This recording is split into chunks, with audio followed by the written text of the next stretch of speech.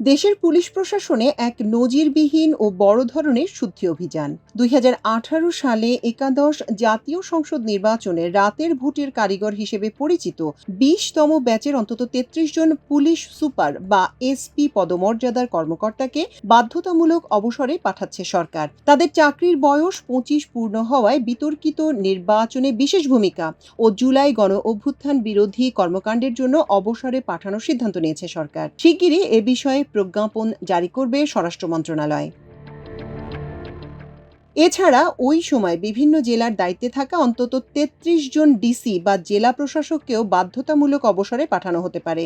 একই ব্যাচের বিসিএস প্রশাসন ক্যাডারের এসব কর্মকর্তা ২০১৮ সালের জাতীয় নির্বাচনে রিটার্নিং কর্মকর্তা ছিলেন। বর্তমানে তারা সবাই ওএসডি। জনপ্রশাসন মন্ত্রণালয় এ বিষয়ে প্রাথমিক প্রক্রিয়া শুরু করেছে। আজ আগামী সময় এ সংক্রান্ত একটি প্রতিবেদন প্রকাশ করা হয়। এর আগে গত বছর ২০শে ফেব্রুয়ারি আওয়ামী লীগ সরকারের সময় ২০১৪ সালের বিতর্কিত নির্বাচনে দায়িত্ব পালন করা ২২ জেলা প্রশাসক বা ডিসিকে বাধ্যতামূলক অবসরে পাঠায় অন্তর্বর্তী সরকার।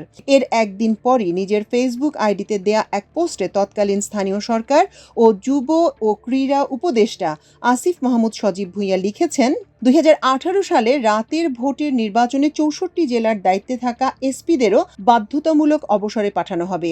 এর ৩ দিন পরই ওই সময়ের ৬০ জন এসপিকে ওএসডি করে স্বরাষ্ট্র মন্ত্রণালয়। বর্তমানেও তারা একই অবস্থায় আছেন। অনুসন্ধানে জানা গেছে ২০১৮ সালে জাতীয় নির্বাচনের সময় ৬৪ জন এসপির মধ্যে বিসিএস ২০তম ব্যাচেরই অন্তত ২৯ জন ছিলেন। এর বাইরে একই ব্যাচের অন্তত আরও ৪ জন কর্মকর্তা পুলিশের গুরুত্বপূর্ণ পদে থেকে রাতের ভোটের কারসাজিতে বিশেষ ভূমিকা রেখেছেন। এসব কর্মকর্তার মধ্যে নারায়ণগঞ্জের এসপি হারুনুর রশিদ এবং হবিগঞ্জের এসপি বিধান ত্রিপুরা সাময়িক বরখাস্ত করেছে অন্তর্বর্তী সরকার। এই দুজন সহ ব্যাচের ৩৩ কর্মকর্তাকে স্থায়ীভাবে অবসরে পাঠানোর সিদ্ধান্ত নিয়েছে সরকার। এই ব্যাচের কর্মকর্তারা ২০০১ সালের ৩১শে মে চাকরিতে যোগ দিয়েছিলেন। সেই হিসেবে গত ৩০শে মে তাদের প্রত্যেকের চাকরির মেয়াদ ২৫ বছর পূর্ণ হয়েছে। সরকার চাইলেই কোনো কারণ দর্শানো ছাড়াই সরকারি চাকরির আইনের ৪৫ ধারার ক্ষমতা বলে তাদের অবসরে পাঠাতে পারে।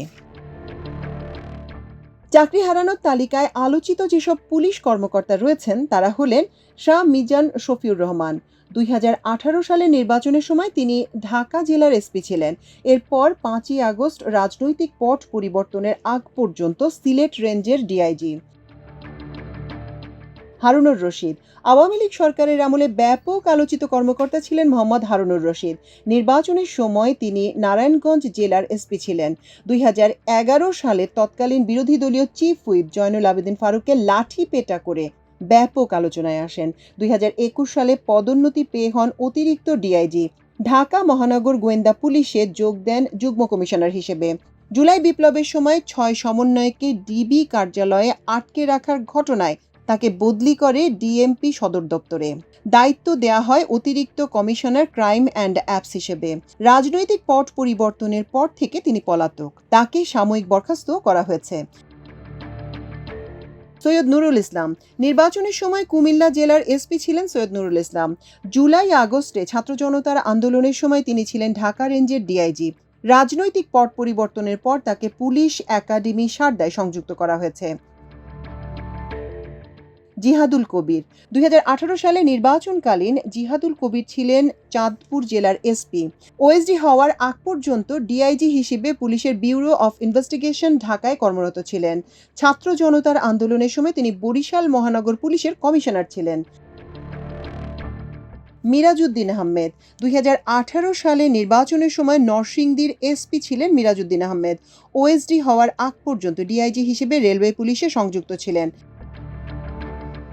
শামসুন নাহার। একাদশ জাতীয় নির্বাচনের সময় গাজীপুর জেলার এসপি ছিলেন ডক্টর শামসুন নাহার। ওএসডি হওয়ার আগ পর্যন্ত তিনি সারদা, রাজশাহীতে সংযুক্ত ছিলেন। এদিকে চাকরির বয়স ২৫ পূর্ণ হওয়ায় চাকরি হারানোর আতঙ্কে আছেন একাদশ জাতীয় নির্বাচনের সময় দায়িত্ব পালন করা ৩৩ ডিসি। গত বছর ফেব্রুয়ারিতে তাদের ওএসডি করা হয়। বিভিন্ন মন্ত্রণালয় ও বিভাগের যুগ্ম সচিব হিসেবে তারা কর্মরত ছিলেন। মাল্টিমিডিয়ার ডেস্ক, আমার দেশ।